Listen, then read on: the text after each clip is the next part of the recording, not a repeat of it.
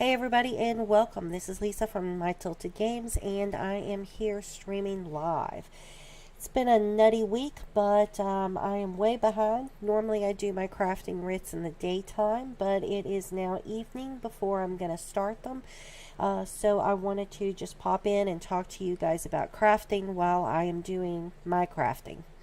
I am here at my login screen because I wanted you guys to get a kick out of this tiny little goat that I got because he is so cute and I like him a lot. I got it from my Apex rewards for endeavors, and I'll talk to you a little bit about that as well, but I did want to actually just stop and let you guys take a look at him because I do like him.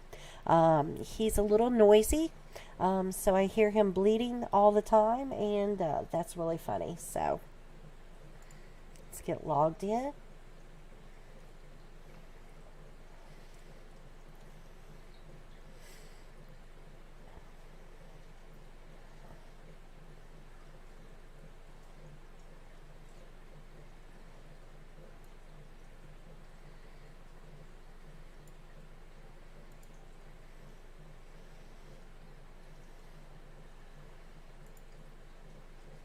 You see he is super active. He's just really a lot of fun.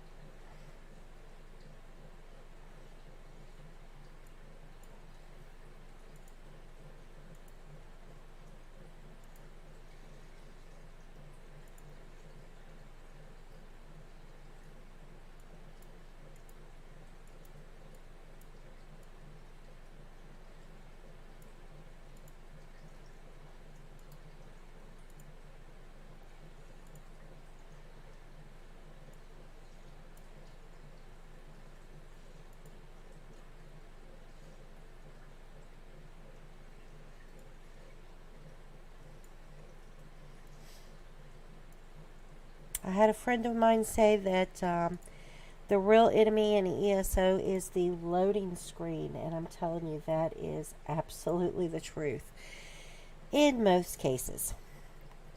But anyway, yay, we're finally here.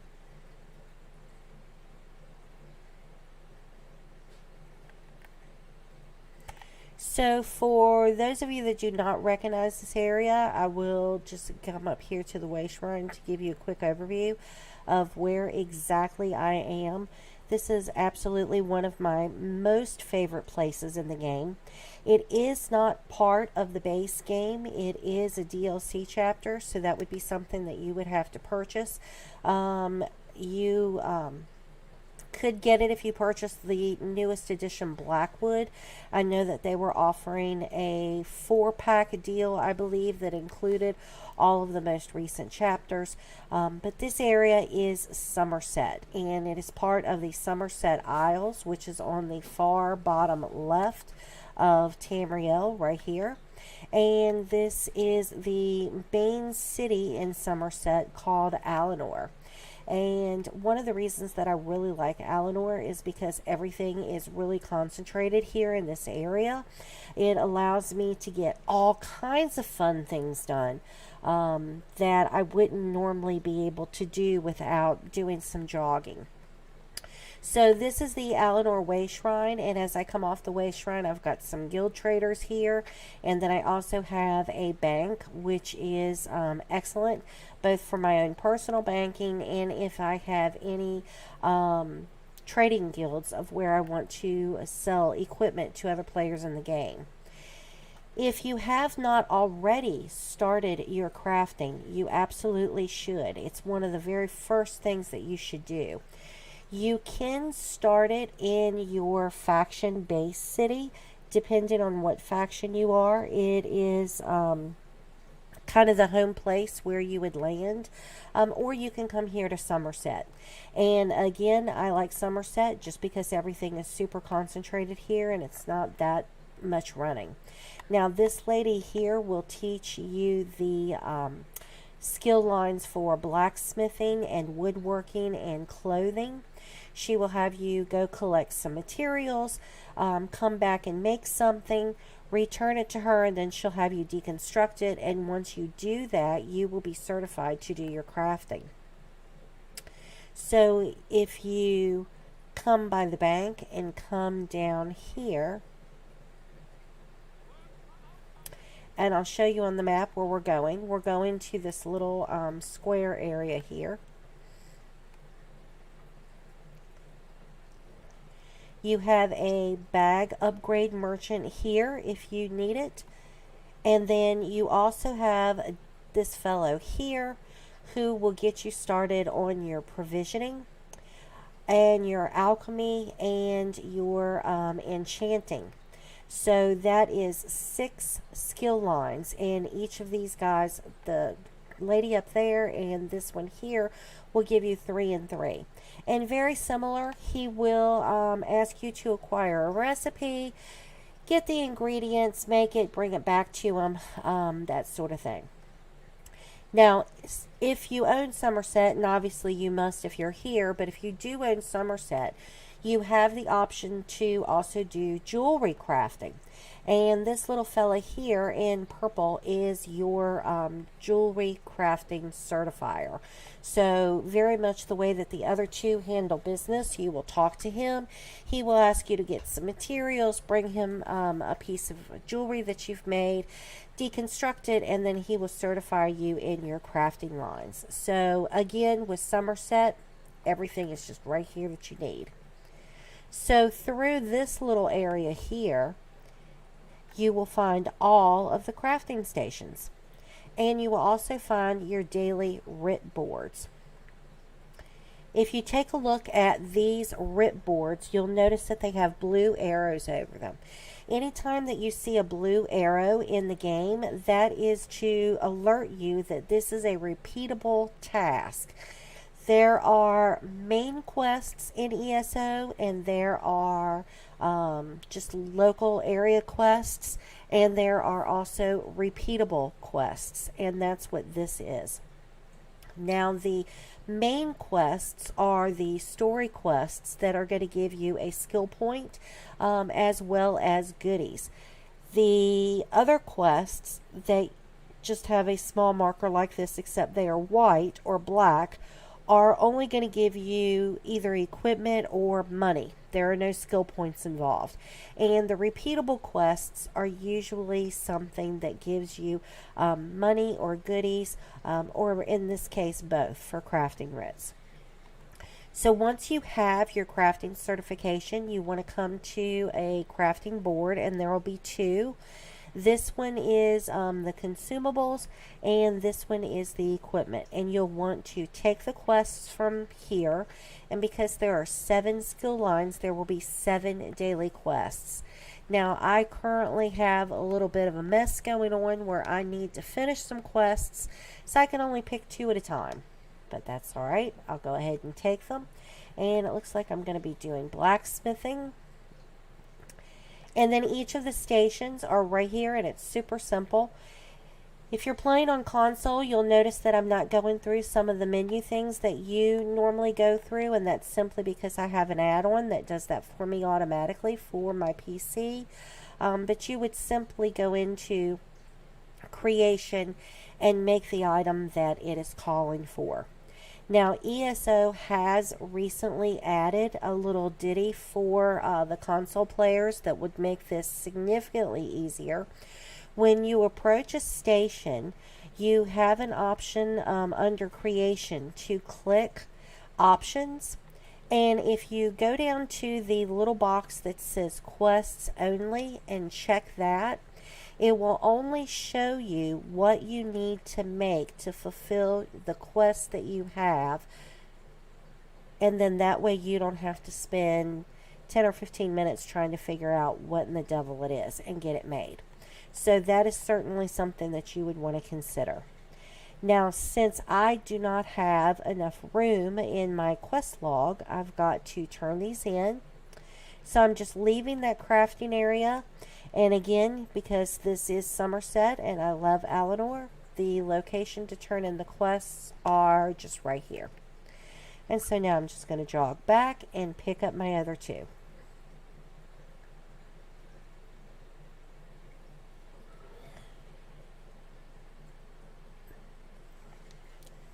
Now, because this is equipment, I know that one of these are going to be jewelry, and the other one would be woodworking.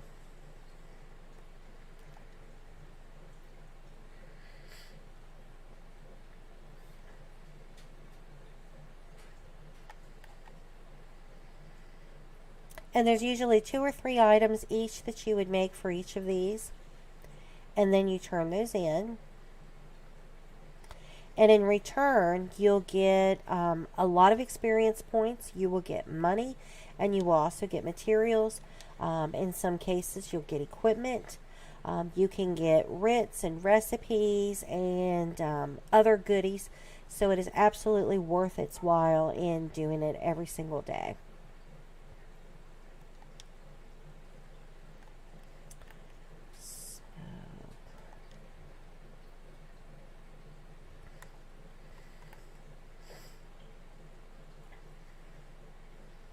So I just did my enchanting. This is my provisioning.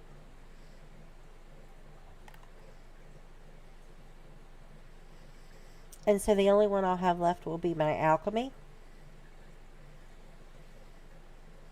And what I need to do is get rid of some of these quests that I'm carrying, finish them up, so that I have room for my 7 daily, and then I can just do them all at once. And it actually even does make this just a hair quicker.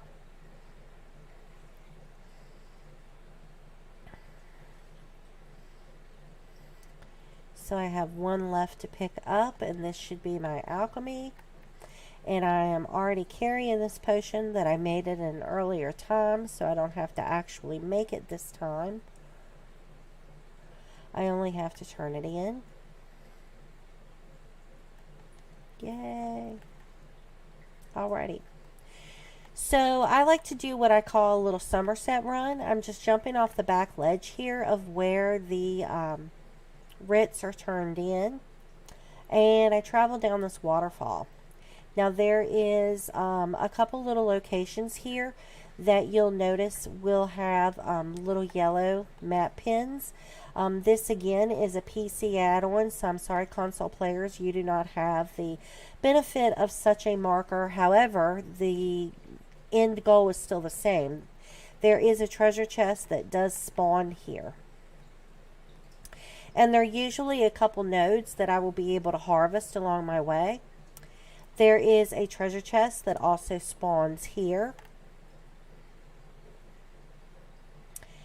I generally get maybe 2 or 3 in this run. Once in a while I won't get any, and then I have gotten as many as 5. And then there's a treasure chest that spawns here.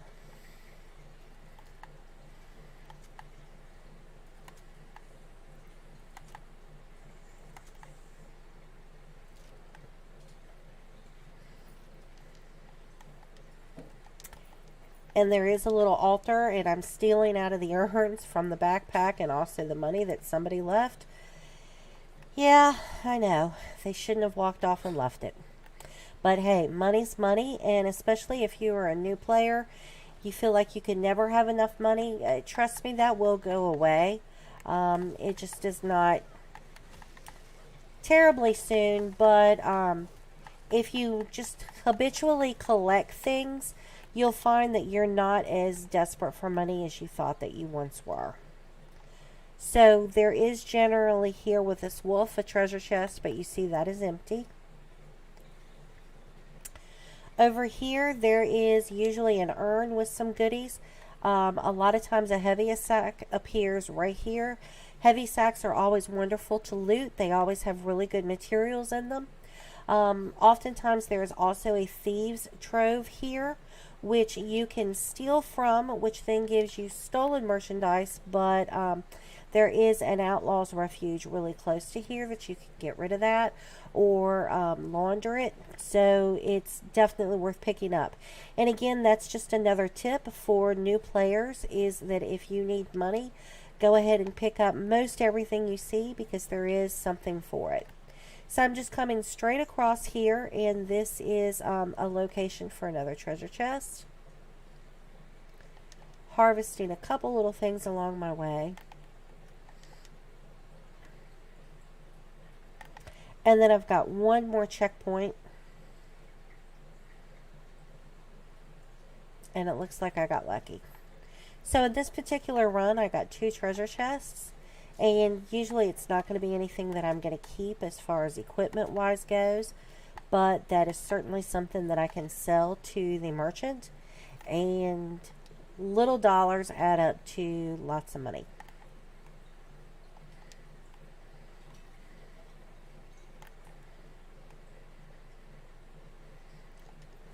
Just gathering up some goodies here.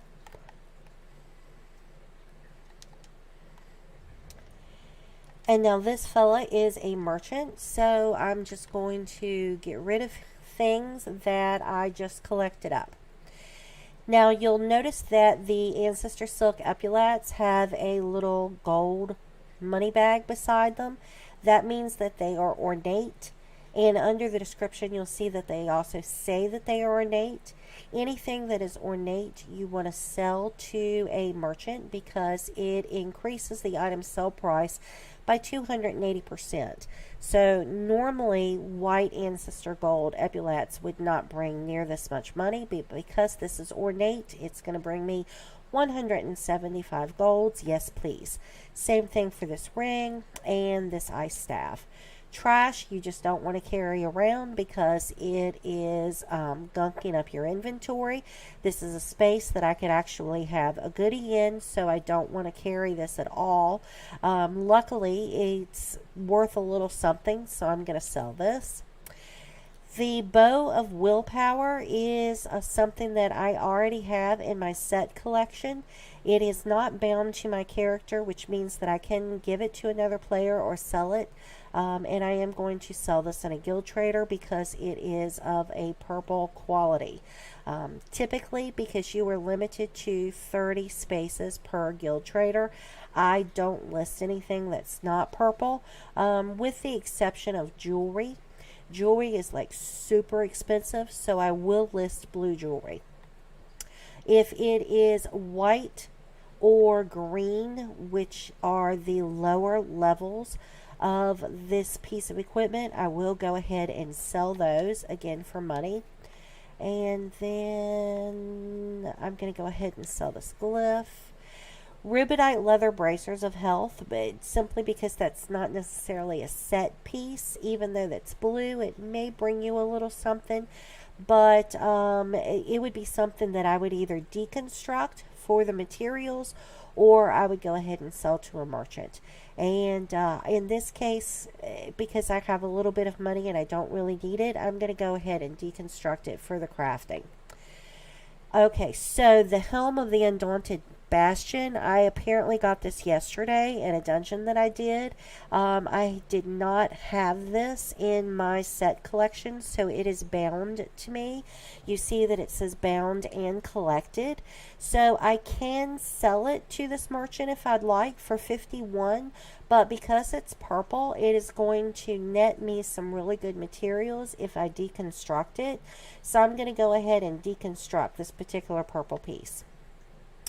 So I've got Griffin Guards, and again they're green, so I'm not going to keep them or try to sell them in the guild trader. They are collected, so I do not need them for my set collection. I don't actually use poisons, so I'm going to go ahead and get rid of the poisons. Let me see. A Ring of Willpower. This is blue, and because it is jewelry, and jewelry is really expensive, I am going to list this in a guild trader. The Pauldron of the Undaunted Bastion. Again, I got this in a dungeon, and it is bound to me, so it is in my set collection, but it is not something that I'm going to be able to sell to another player. So I can sell it to this guy, or I'm going to go ahead and keep it and deconstruct it for materials. So what else do I have? I also have a restoration staff, very similar thing. I've got a couple other purple bound things. I do have Vanis's sash, which comes here from Somerset in the Overland. That is purple. That may be worth me selling. I'll have to really look at the price of that. And then you'll notice that we have the Rubidite Maul, which has a different little symbol. And if you look at the description of that, it says that that is intricate. Now, this is something that you always want to deconstruct. Intricate items increases the inspiration you gain from deconstructing it. So when you are working on advancing your skill lines, your crafting skill lines, the more intricate things that you can deconstruct, the faster that's going to go. And it doesn't look like I have anything else to sell. This area here in Eleanor is just slightly outside the city. Right here was our main way shrine. Here is where we did our crafting, and we're just barely outside of it here. This is the gladiator quarters, which is where you would talk to Battlemaster Riven about doing some PvP things, including battlegrounds. And we will visit that later, because that is definitely something you should be doing each day. But I really wanted to talk to you guys this time about crafting. So another part of my little Somerset run is I come up over the hill here. Now this area here and up through that doorway would put me directly in the path of the crafting area, which is where I am ultimately going. But another thing that I need to do every single day, and that I highly recommend new players do every single day, is do your stable training.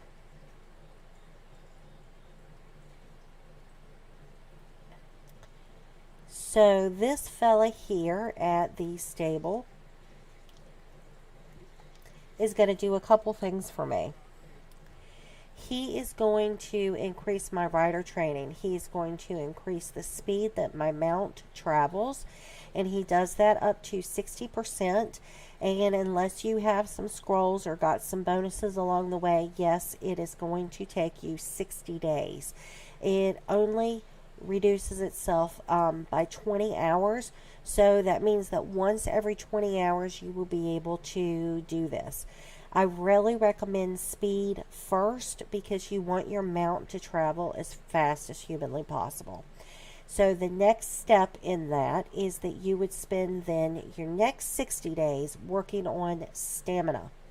So stamina does a couple things. One, it increases how long you can go really fast, but it also makes it more harder for the enemy to dismount you. And so what that means is that if you see a pack of enemies, you can just gallop through them. And if your stamina is high and your speed is high, even though you may take some hits, they're typically not going to knock you off your horse or your mount, and therefore leave you in a battle situation. If you have very low stamina, then it is going to be very easy for them to knock you off. So you want to go really fast first, and then you want to be able to extend how long you can go fast and extend how long you can actually stay on your mount. So definitely do them in this order: speed and then stamina. Then once you've spent 2 months on each of these, so you're 4 months into the game, you can then start working on carrying capacity. Now, carrying capacity really doesn't have anything to do with your horse. It actually increases the amount of stuff that you carry on your person, and it does give you 60 extra slots. But unlike the bag merchant, who sells you 10 slots at a time and charges you crazy money, this guy only charges you $250 ever, but he only gives you one a day. So again, that's one every 20 hours. So you see that I have my speed full and my stamina full, so now I'm working on my carrying capacity. It has been more than 20 hours since I last paid him, so I'm going to go ahead and pay him now $250, and he is going to start the countdown clock of 20 hours and have increased my carrying capacity by 1. So in another 20 hours, I'll be able to come back and visit with him again and do that again. You do have to actually do this with every single character. You are going to have to do your mount speed, your mount stamina, your carrying capacity, and also that bag merchant with every single character. So you definitely want to make sure that you have some gold and that you don't forget to do that, because it is so crazy time consuming to do it. So now I have actually returned to the crafting area because there are a couple other things that I need to do. Normally I do this kind of at the end of the day whenever I kind of call it dumping my pockets.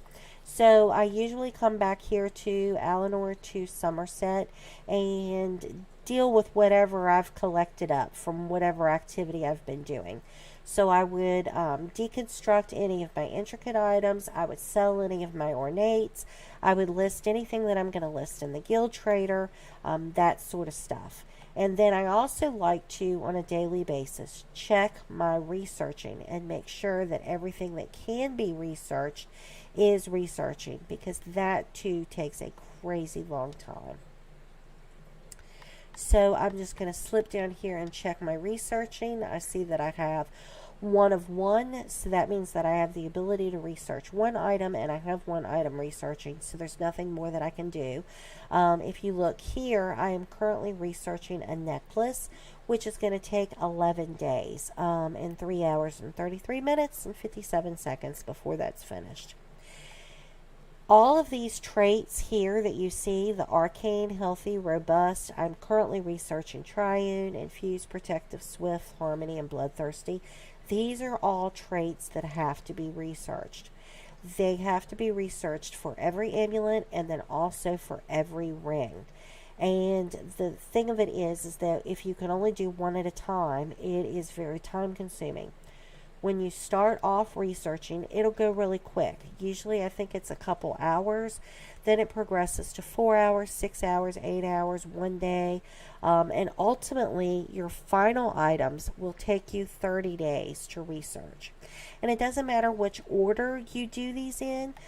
Just the last item that you research is going to take you 30 days. That's just how it is.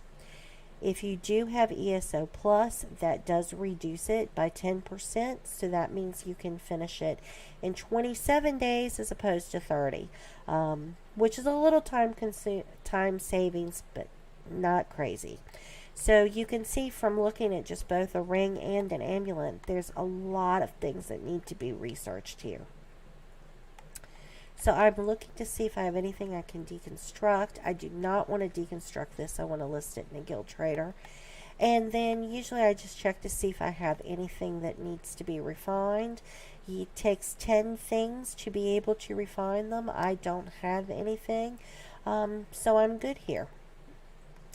Now this is not applicable to your provisioning, to your enchanting or your alchemy or your food. This is only the equipment that you have the researching. So again, I'm going to take a look at my researching. I can research a total of 3 items at a time. And I have 3 items researching, so I'm in good shape there. So I'm going to look to see if I have anything that I want to deconstruct. I do want to deconstruct this purple piece of equipment because it is bound to me. And also, if you remember, I didn't specifically sell this because I wanted to go ahead and deconstruct it for the materials.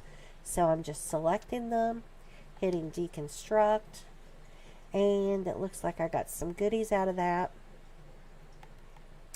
And so now I'm just going to take a look and see if there's anything that needs to be refined. I only have 1 thing, so I'm going to go ahead and do that. And I'm moving on to my next station. Check my research. Now it says that I only have 2 things researching, but you'll see as I go through here, I actually do not have anything more that needs to be researched. So even though I have the capacity to research 3 things at a time, I am on my last 2 in the woodworking to research. So I will soon be done with that, and I'm not going to lie, I am delighted. So again, my unbound item that I can bind on equip, because it is purple, I'm going to sell this in a Guild Trader. So I'm not going to deconstruct that, but this item that is bound to me, I'm going to go ahead and deconstruct that for the materials.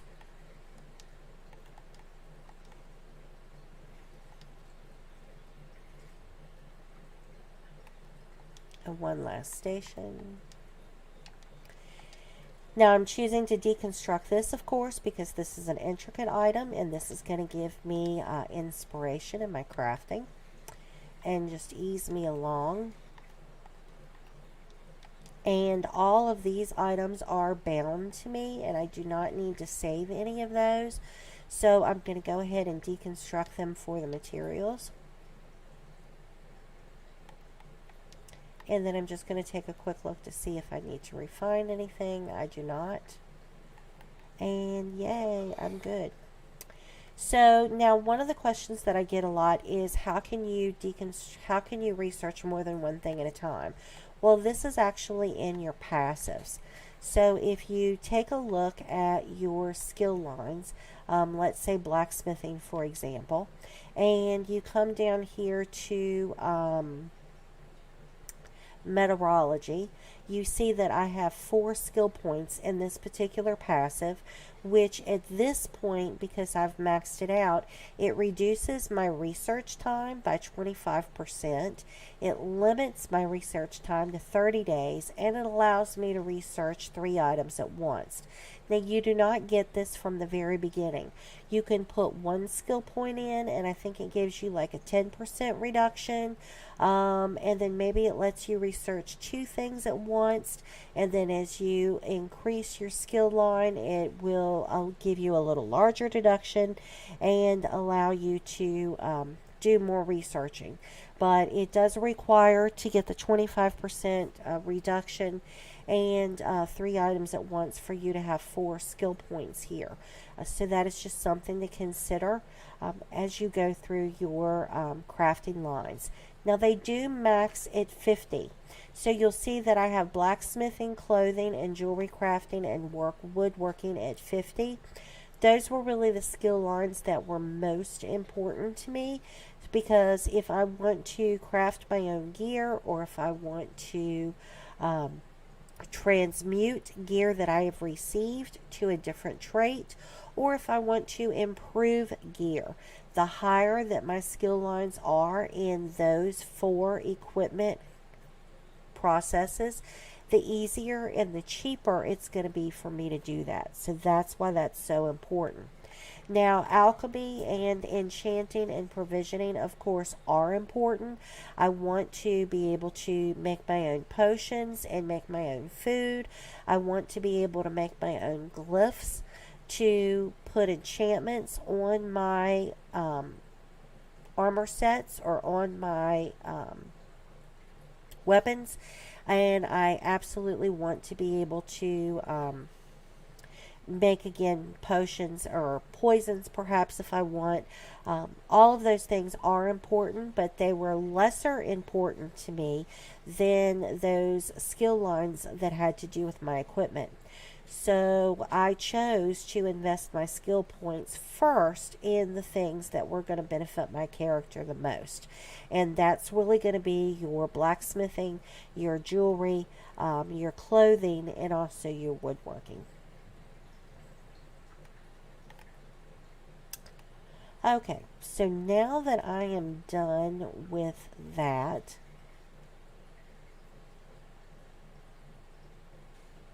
I am going to do another activity that you really should do every single day. And that would be your daily random. And it would also be your daily random battleground. And you should, if you have an opportunity to, do your daily undaunteds. So I am a big fan of Gratwood. I think that it is just really neat. Again, it's just one of my favorite places in the game, so I just kind of hang out here.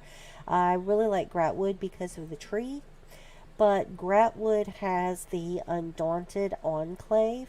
Once you get to level 45, you will be able to join the Undaunted guild lines, and you will have the ability to do Undaunted dailies. And with Undaunted dailies, you will earn keys, Undaunted keys, which will be important to you later. So I want to flip up my map here and just show you where we're at. We are in Elden Root here at the tree, which is the primary basis for Gratwood. And just right outside of the tree is the Undaunted Enclave. Which is right down here, and that's where we're headed. And we are going to be able to pick up our Undaunted daily pledges there.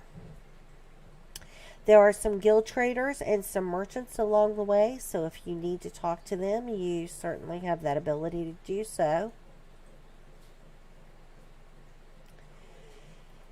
And this is the Undaunted Enclave. Now, you will not see these people unless you are level 45 and you have started your Undaunted daily quests. However, as soon as you hit level 10, you have the ability to start doing random daily dungeons. Now, just to kind of kill two birds with one stone, I like to pick up the Undaunted daily quests before I queue for my random daily dungeon, because most often, not all the time, but most often, you are going to be dumped into a random dungeon that is typically part of a daily quest. So you kind of kill two birds with one stone. These two people here, Gilleron and Maj, will give you the base game Undaunted daily quests. Maj's are easier, so you always want to start with her, particularly if you're a low CP level, like 10, and or 45, I guess, by the time you can talk to Maj. Then advance on to a Gilleron, who again gives you base game quests, but they are a little more difficult than what Maj gives you. And then last but not least, and simply because I don't have a third space right now, I'm not going to pick this up, but this is Chief Bane, and she will give you the Undaunted daily quests in the DLC content. And DLC content is always a little harder than any of the other base games. So that is just really a big deal. So if you are just starting out with your Undaunted daily pledges, just keep in mind that the DLC content is going to be significantly harder. So unless you're with a group that can really help support you, if you're under CP 300, you're really going to have a hard time with anything that you're going to pick up from her. But certainly either of these two are going to go fine. Now, how can you do daily random dungeons if you are not yet a 45 and you do not have your Undaunted pledges? Well, you can do them because you can go into Activity Finder, and you can do that at level 10. And so you will simply go to Activity Finder and Dungeon Finder, choose a random dungeon, and you would want to choose normal.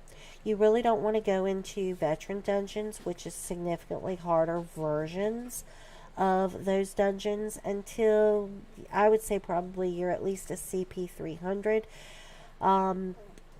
I would think you would want to be probably a CP 600 or so before you journey into vet DLC dungeons.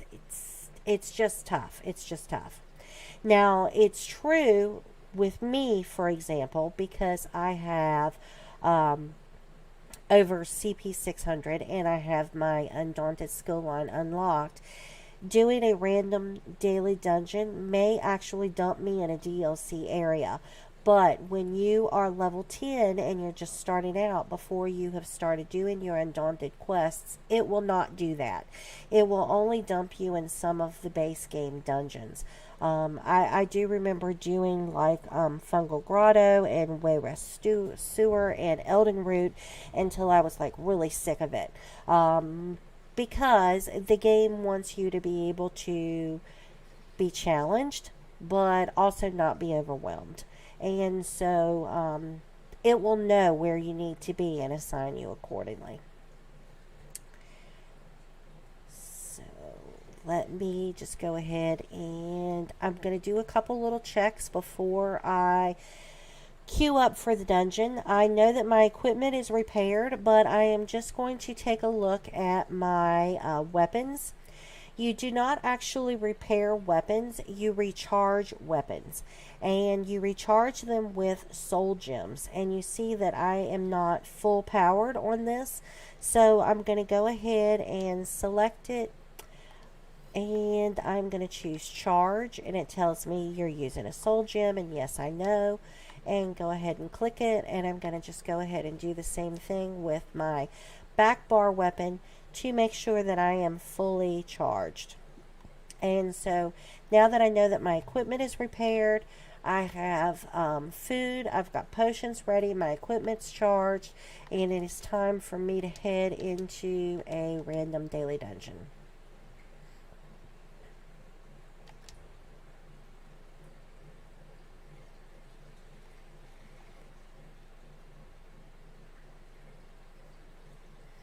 And I don't know where it's going to put me. I'm hoping it's going to be one of the 2 pledges that I picked up, but we'll see.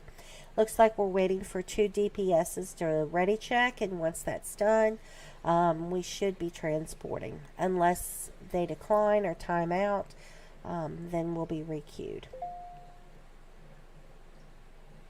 Ah, Castle Thorn. So, do you remember I was telling you that you did have the possibility of ending up in a DLC content? Castle Thorn, DLC content. Luckily, I don't mind Castle Thorn. I actually like it. It is a good dungeon. So I am just going to say hello to everyone. And as the tank, I'm technically the leader of the group, theoretically. And I just like to take a look at what my group CP level is. And it looks like it's all pretty good. So I can not have to worry about what I am pulling. Because I think that my group should be able to handle it. Now, so what does that even mean, pulling? As a tank, you have skills that cause you to create aggro, which I think is probably short for aggravation. It taunts the enemy and causes them to attack you. And by doing that, they will all run towards me, and then I am able to move them around so that my team can come in behind them and be able to easily wipe them out. So my job as tank is not so much to create a lot of damage, but it is to sustain damage and keep the enemies busy. And if I can, I want to turn them. So you see how this big guy, I try to turn away so that he is facing me and that my team is able to whack him in the butt. And that is just going to keep them safer because they are not built like me. My health is 42,000 and theirs is 26, 24, and 18. So the more damage that can be done to me or that I can block or mitigate, then the less damage is done to them. Now, having said that, I also do not try to purposely stand in areas that are just going to drain my health. Like, for example, these fiery areas. I do try to step out of them.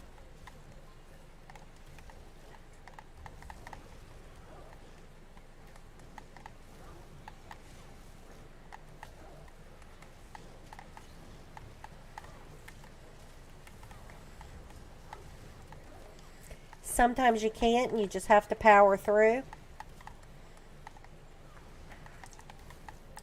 But then my other goal was also to keep taunt. Now, I know with PC and Xbox players, you guys do not have the ability to see this little add-on here in the corner where it has the main dog here and it shows that I have taunt on him. That is a PC add-on.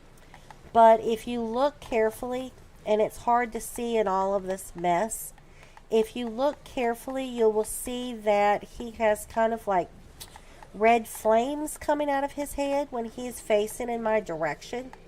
And that means that I have taunt on him, which is my goal. Now, some bosses, even though you have taunt on them, will go attack your team members, as he just did. But by and large, he will focus his aggression on me.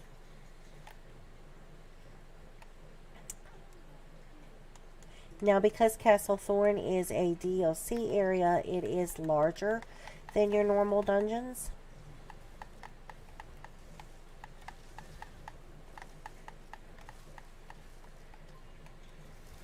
And so we will be doing quite a bit of jogging.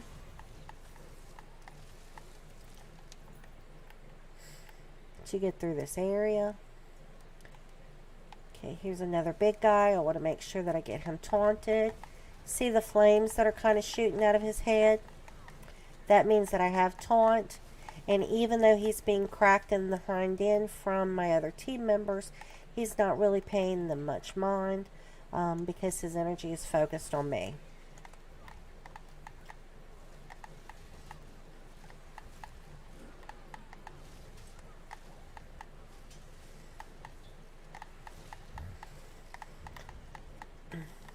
So I guess while we're here doing this, now would be a good time to actually talk about specific roles. There are 3 roles in ESO. There is the role of a tank, the role of a DPS or a DD, a damage dealer, and the role of a healer. And a tank's role is to pick a fight and sustain damage and try to keep everybody occupied. A damage dealer's responsibility, of course, is to cause damage, but you also have to be able to stay alive. That is equally important because you can't really cause damage when you're dead. And a healer's responsibility is to keep the tank alive. Now, there are varying views, and people are often confused that they think the healer's responsibility is to heal the team, and that is actually not true. Now, if the healer has the ability to keep the team alive after she's taken care of the tank, or he, then absolutely, working on the team is not a bad thing, but it is the healer's responsibility to make sure the tank is taken care of. Now, having said that, that doesn't mean that the tanks should not be able to survive themselves. Absolutely they should. But at the same time, it is the healer's responsibility to take care of the tank. So, I was looking for my vampire guy. He snuck up behind me. In this particular area of Castle Thorn, you do not want to be knocked into that blood pool. If you do, you will die. You see that we have a DPS in there, and he's not able to actually get out. It was actually our healer. So I am going to go ahead and try to res her or him, simply because I've got the health that I can survive this kind of brutal attack. And nobody else probably would have been able to have done that. But the mechanics here on this, which become more important when you do vet dungeons than on regular dungeons, and this is true with any dungeon, is that you want to take off these ads that are channeling.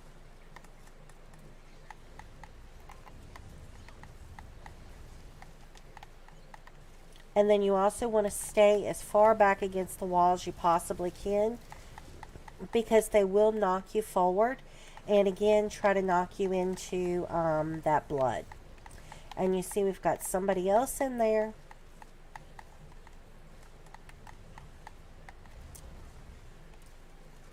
Including myself.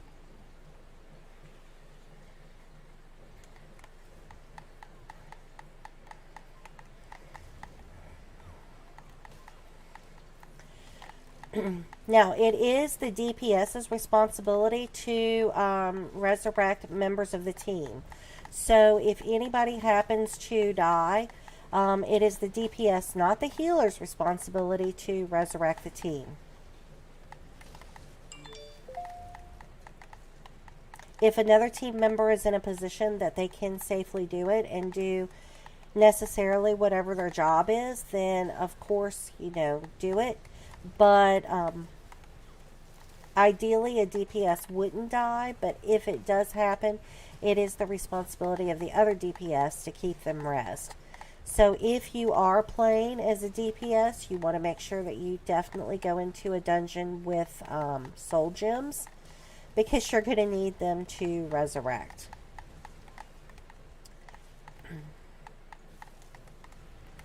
And you'll see that he just actually pushed me pretty hard, and had I not been against that wall, I would have easily have ended up in the blood pool, which would have killed me, most likely.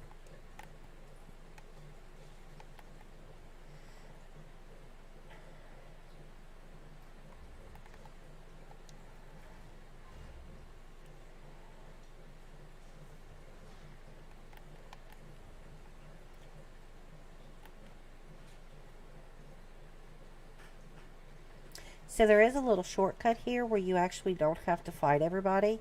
And if my teammates have followed me, we should be able to get through this door.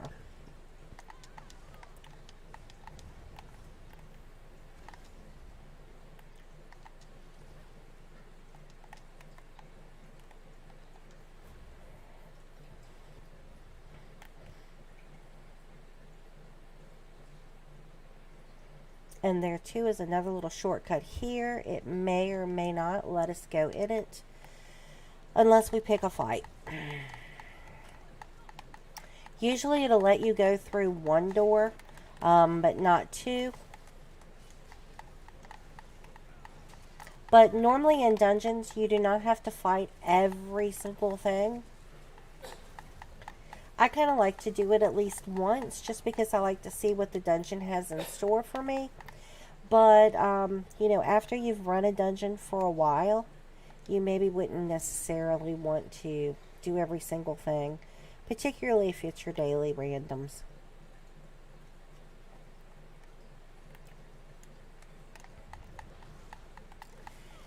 Now, there were things out there that we could have gotten that just kind of make this boss fight easier, particular on the veteran mode. But it's not necessary for the normal mode.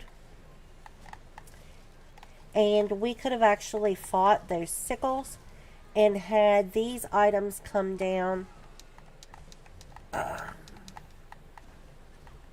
and fight with us. Now, that mechanic there is particularly brutal on the vet mode. You really need to make sure that you dodge roll in an area that is away from your other teammates, if at all possible, because if any of the AoEs overlap, when it does that little explosion, it can easily wipe you.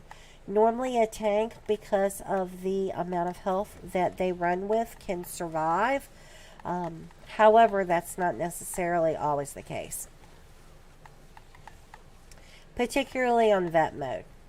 And again, you'll see little bits and pieces of the mechanics in the dungeons. I'm trying to dodge roll. You'll see little bits and pieces of the mechanics in the normal dungeons, but not the full mechanics until the vet dungeons. Base game vet dungeons, even with mechanics, can usually be pretty well handled or figured out. DLC vet dungeons are a little more complicated. The mechanics and the requirements of the fighting are more particular.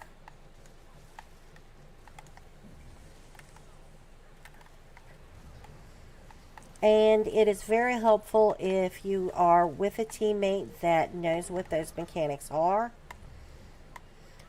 Because some of them are really tricky and they can be really frustrating to figure out.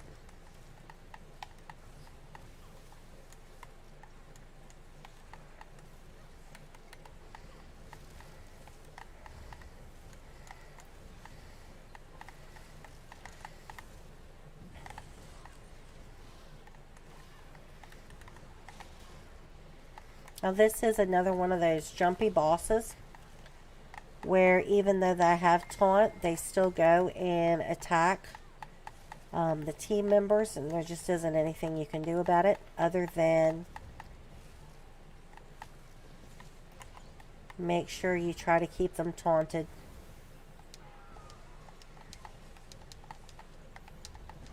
Ooh. And we almost have this one down.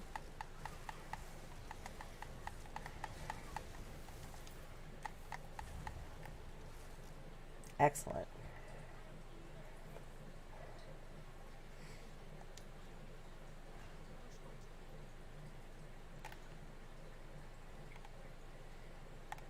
So now that we talked a second about the roles, we really need to talk about the positioning.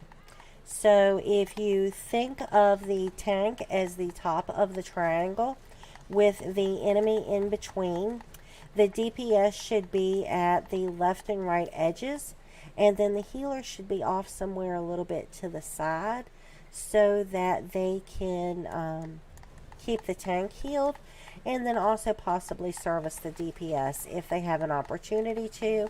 And then some healers, depending on the dungeon, even have the ability and the wherewithal to run a destruction staff on the back bar, or possibly have some skills that would allow them to do some damaging effects as well and help out the team in that way.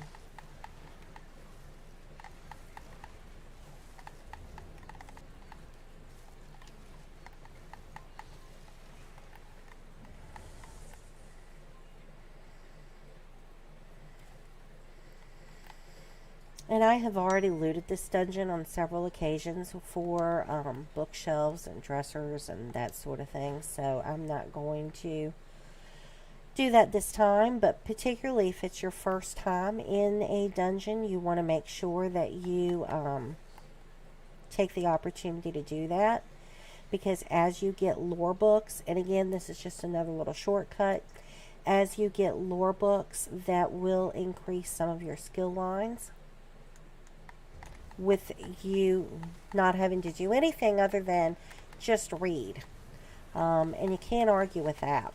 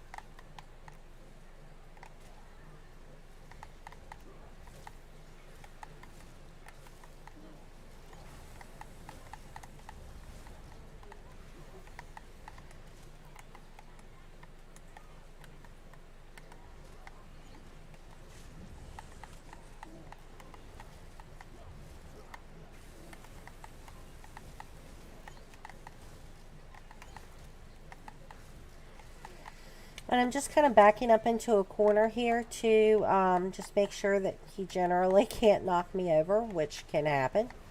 But definitely keeping taunt. And usually while I have the boss busy, there are some ads that come up. And ads are add-ons, additional people. Ad is just short for them. That will come up, and that's what the DPS really needs to focus on. So if you are a DPS, you really need to not necessarily focus on the main boss, but work on those ads first. And then if you have the opportunity, go ahead and hit the boss later. The tank is usually able to keep the boss busy And that is generally true with almost every dungeon, is that the tank keeps the boss busy while everybody kills the ads, and then once the ads are down and under control, you can work on the boss, because the ads in a lot of dungeons can get really overwhelming. And again, I'm just trying to step out of the AoE so that I am not a burden to my healer.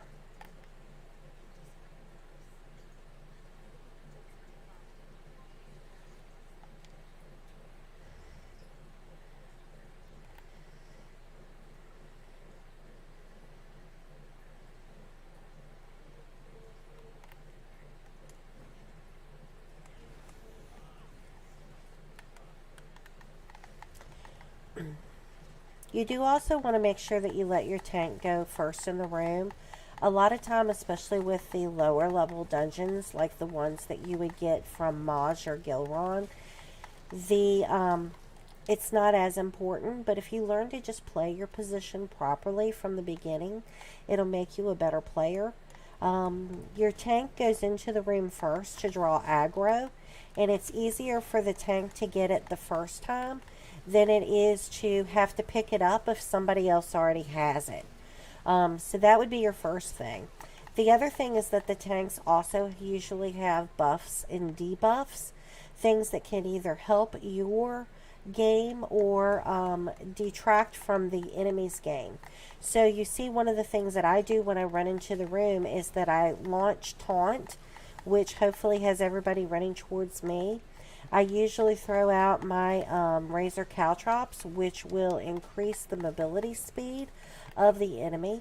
I usually put an elemental ability on them, which again also freezes them, gives some minor brittle, those sorts of things, and that makes them easier then for the DPS to kill them. So those things are far more easily accomplished from the very beginning. So if you just hang back for just a split second and let your tank be the lead in the room, then that is a better gameplay situation. And healers, you should always be the last in the room.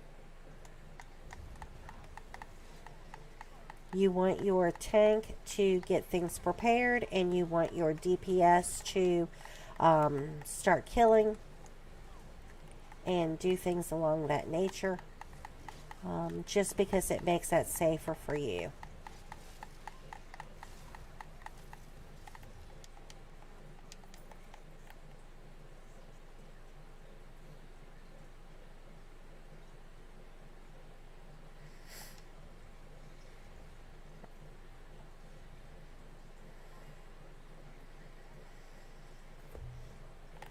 Okay, so this is our final lady here.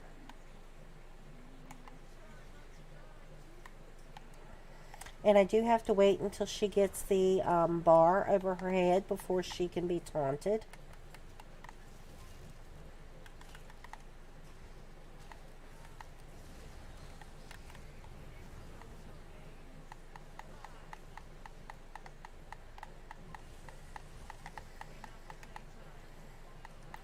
And you do want to stay in the light when she drops these light circles.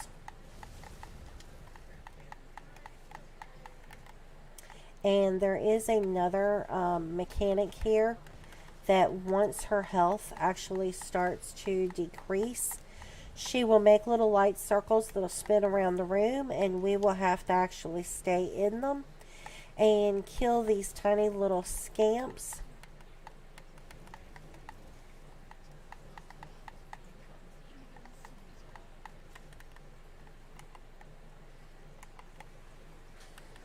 And that should probably be happening pretty soon. It's usually 2 or 3 rotations. You see, here we go. And you can be out in the room, and you may actually have to leave the circle to get your little scamp killed and pick up the synergy from him. But in the circle, you will be protected, except for that guy that comes and hits you. So once you get that killed, I'm picking up the synergy. It takes, I believe, 3 synergies.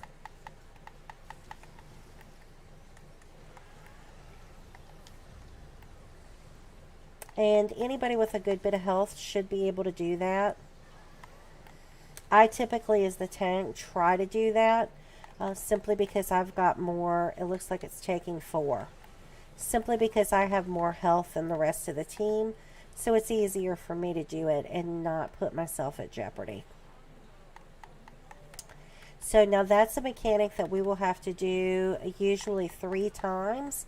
Unless the DPS is able to get her burnt sooner.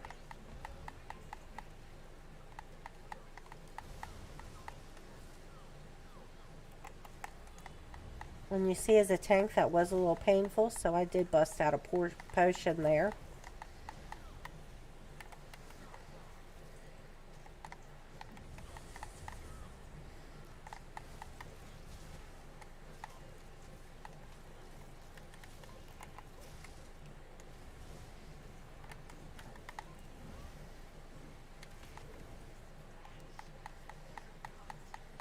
So we're going to go ahead and do that other mechanic again.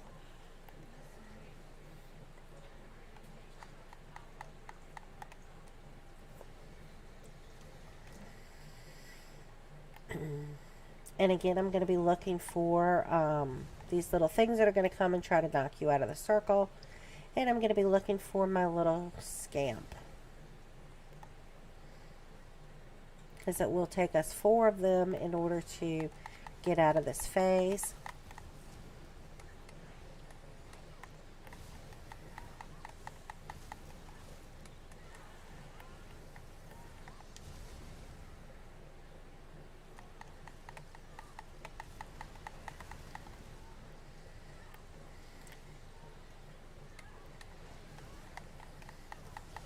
My healer gave me a good turn there. I was in pretty low position, but I think that would be actually my 4th one. Yep, must have been. And now we have her down. And it looks like we probably shouldn't have to do that again. I believe we should be able to take her out this time. Yep, there we go.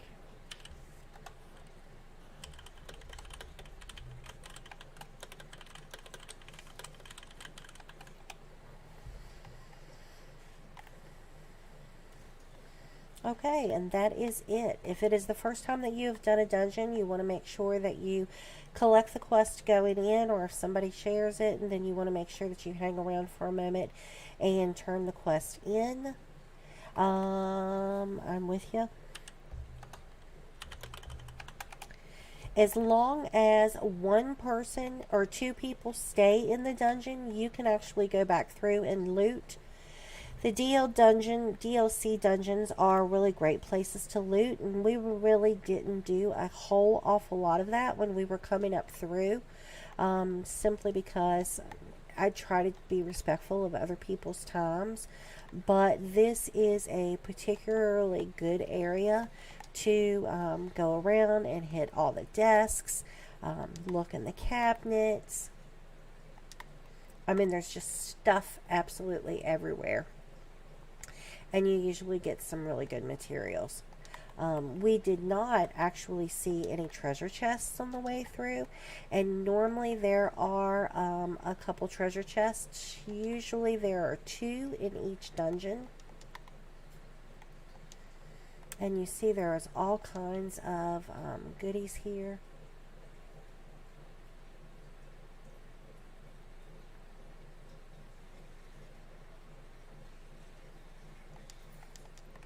Looks like I've got coins there, backpacks, heavy sacks, wardrobes.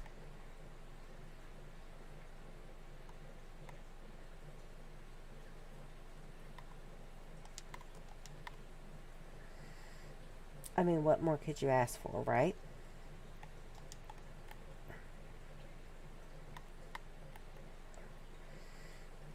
Okay, this is the side that we did already.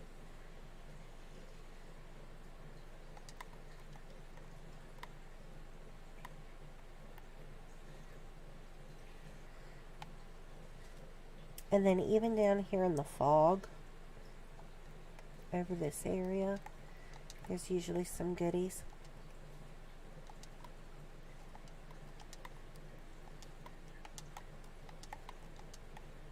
Castle Thorn is normally very well stocked.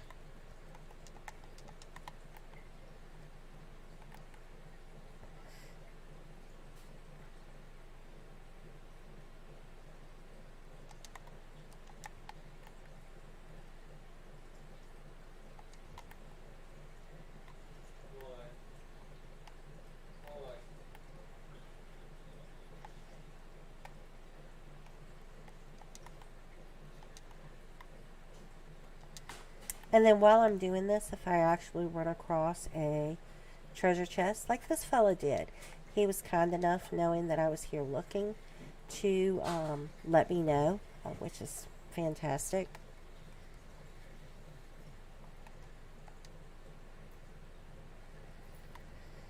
And because we are in the dungeon together, we both have benefit of the treasure chest. It is not simply just one person's. Raylan.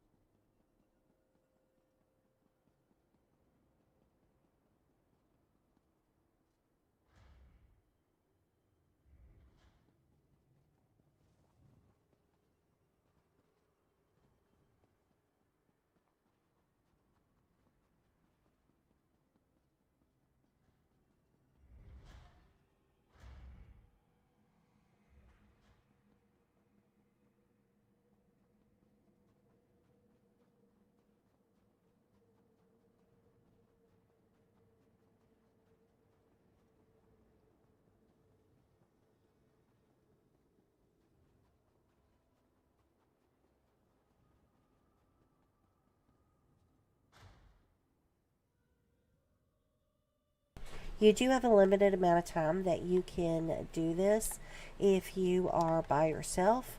The countdown timer will actually start ticking, and then you know that your time is coming to an end.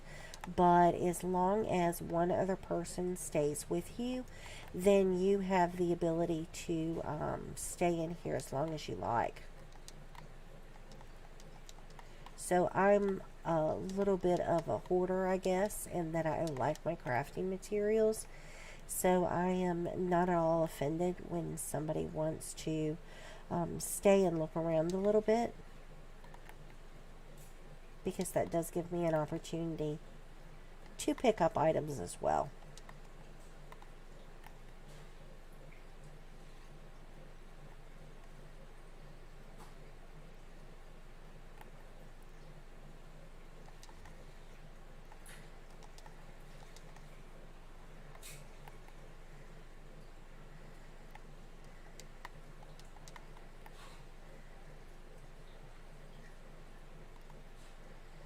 And here's another bedroom.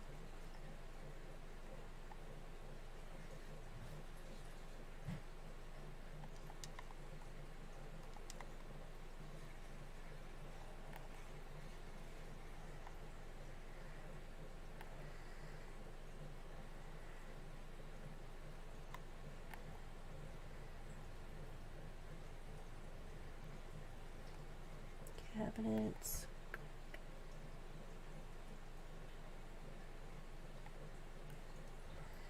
Nope.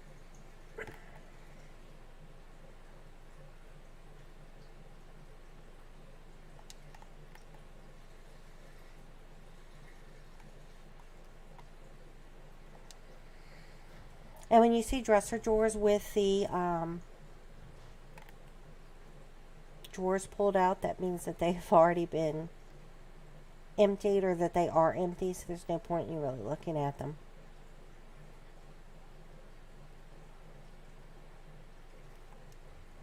So again, I'm just being super careful. Hi V3 and welcome to the stream. Oops, nope. I went the wrong way.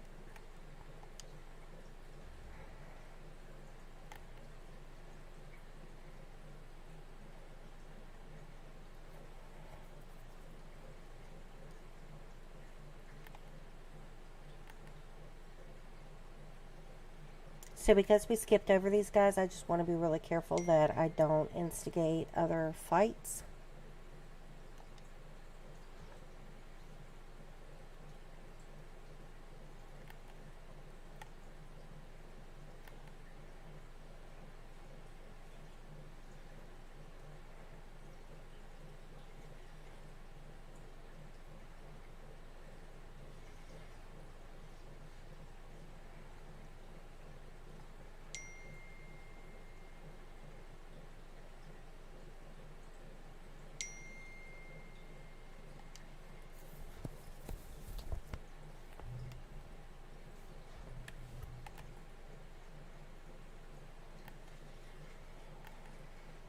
Alright, so I think that we're pretty much done. There is that main area that we came in, but I believe that we've kind of just looted it, all that we can loot.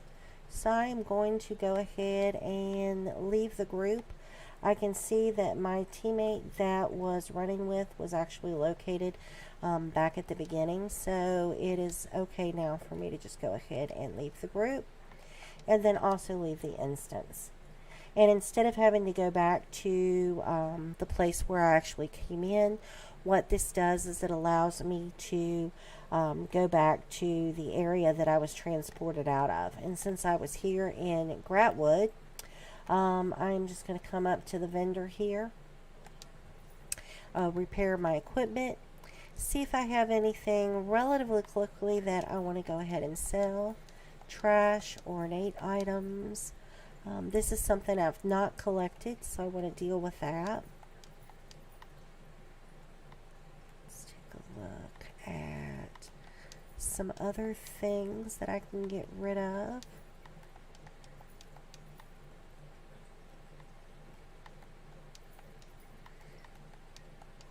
And again, this just gets my pockets empty so that when I go into the next dungeon, I have plenty of room in which I can collect up goodies. So that's going to be it for today. I just really wanted to walk you guys through the daily process of what I try to do each and every day. It is crazy important that you work on your crafting. And also it is super important that you start doing your random daily activities. Now I did mention, in addition to the dungeon finder, which you can do at 10, level 10, your random dungeons, you can also do random battlegrounds. And you really want to do these every day as well. Same thing, it gives you crazy experience points. Battlegrounds are PvP areas, but I mean, it's okay. It only lasts for a few minutes and you're only gonna die, so everybody dies, just get over it. But if you happen to be on a team that finishes first or second, then you also get some additional goodies in addition to the experience points. So this is also available to you at a level 10, so you definitely should be doing that. Now, let's say you are going, okay, well, I'm not interested in PvP. You may not be, but doing those random battlegrounds are going to start working on your alliance war skill lines, and that would be both for assault and for support. And both of these have some really good qualities in them. I use skill lines from my tank in PvE content from the assault line, and I would not be able to do that unless I was actually doing PvP or by doing battlegrounds. And then also, if you are a healer, there are some excellent skill abilities that you may be very interested in, including barrier, which is kind of a healer standard thing that you would want to have and use, and that comes to you under the support line. And those are PvP, player versus player activities. And so even if you are not out engaging in Imperial City or Cyrodiil, by doing those daily random battlegrounds, you then will have the ability to advance your lines without having to necessarily join a PvP campaign. So, thank you very much for joining me. As always, if you guys have any questions, certainly leave them in the comments or shoot me a direct message. I am not going to be able to be on later this evening, but my plan is on Thursday evening, if anybody wants to group, we're going to do some zone clearing, some sky shard hunting, and that would be amazing. I would love to have you join me.